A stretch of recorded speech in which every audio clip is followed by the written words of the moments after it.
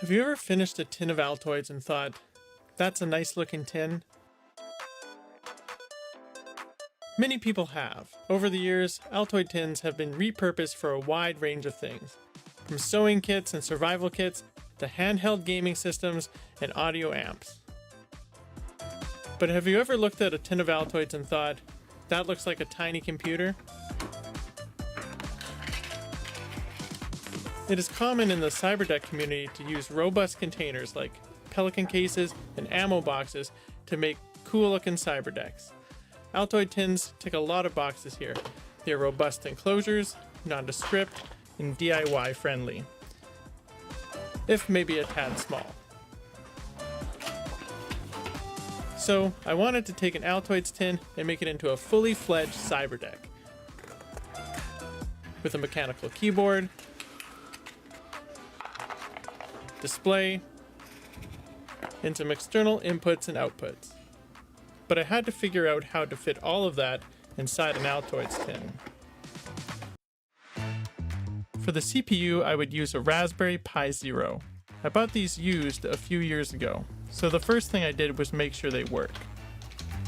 I also had this old 2-inch LCD that I didn't use for another project.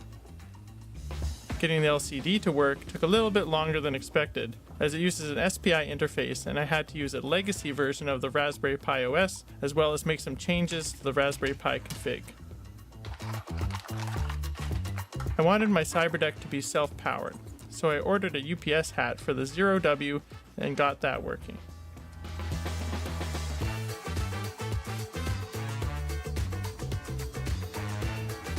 Though I did discover some shoddy soldering along the way.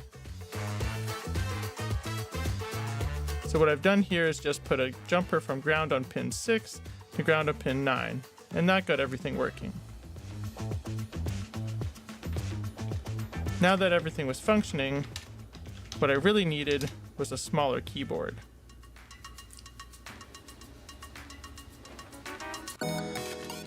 I wanted to build this keyboard myself, but I had no idea how to construct a keyboard. So I purchased this pocket-type kit from Mech Boards. This was a really fun little project, and I got to learn how diode matrix keyboards work. A diode matrix is a grid of buttons connected in rows and columns, with diodes for each button. The diodes generally sit between the button and the row.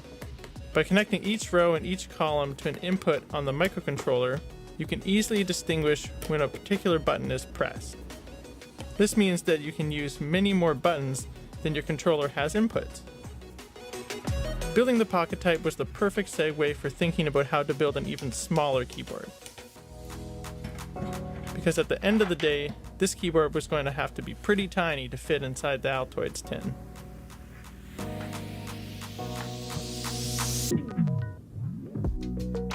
So I soldered together a little test PCB with 4 buttons and a simple diode matrix. I bought an RP2040 to use as the microcontroller, and I decided to use KMK for the keyboard firmware.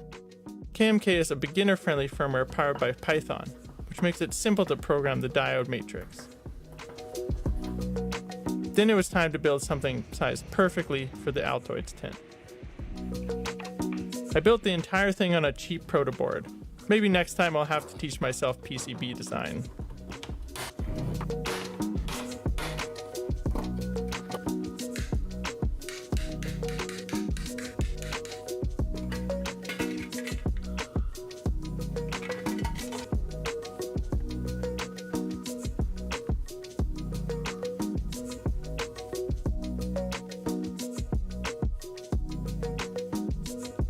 But in all honesty, this is a really enjoyable part of the project, and I was very satisfied with how the keyboard turned out.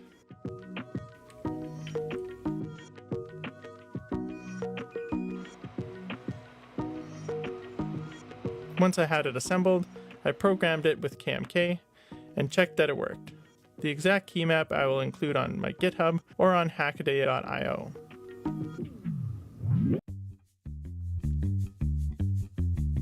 Even though I now had a nice little keyboard, it was still going to be a real trick getting it all to fit inside the Altoids container. To make things a little bit easier, I purchased a smaller battery. This gave just a little bit extra room.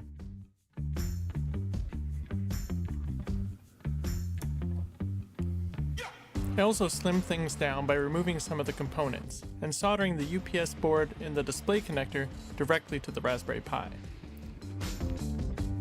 However, there were even more features I wanted to add, like a 15-pin breakout for some of the Raspberry Pi's GPIO pins, and a USB hub so I could connect both the keyboard and have an external USB port.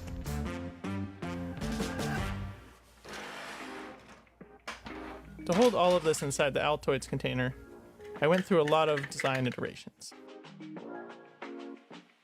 In the end, I went with a flexible 3D printed frame that bent so I could fit it inside the Altoids tin. The frame was then locked in place when the front panel was installed. I also added a thermal pad so that the Raspberry Pi could dissipate heat out the back of the tin.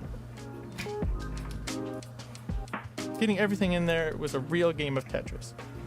And despite everything I'd done, it didn't quite fit. I still went ahead with sizing the cable for the keyboard, and with a little bit of super glue and baking soda, I added some nuts to mount the keyboard to the Altoids tin lid. In the end, in order to make things fit, I ended up removing the connector on the display and soldering the wires directly to the LCD board. This freed up just enough room to get the front panel on.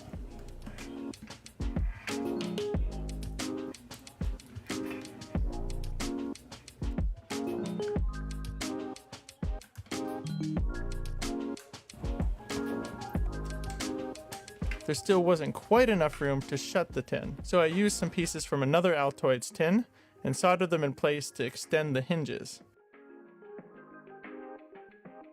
This gave just enough room to shut the tin. Then it was on to some finishing touches.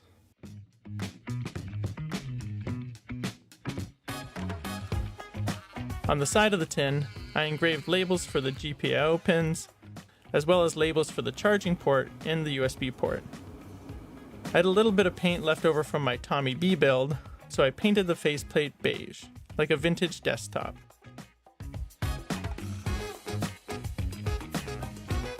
After I extended the hinges, it meant the tin no longer stayed closed.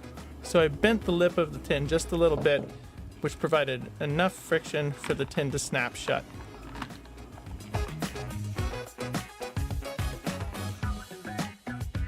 With that, the cyber deck was done.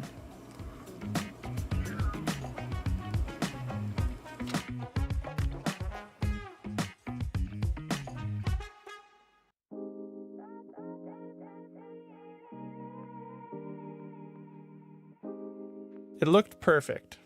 And with the GPIO breakout, it should be able to be used for some light prototyping and maybe some other fun little projects. Here, I used the Pi GPIO command line tool to move a servo, which was kind of fun.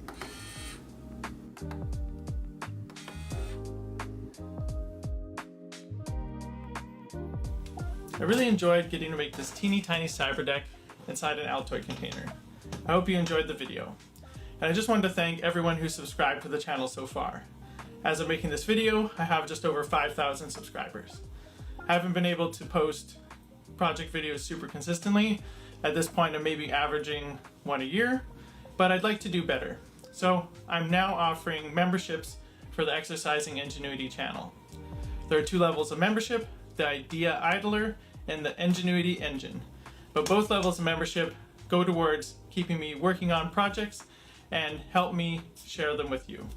So if you become a member, the more members that join, the more member-specific perks and content I can offer. So please look into becoming a member. Otherwise, please subscribe, and I'll see you on the next video.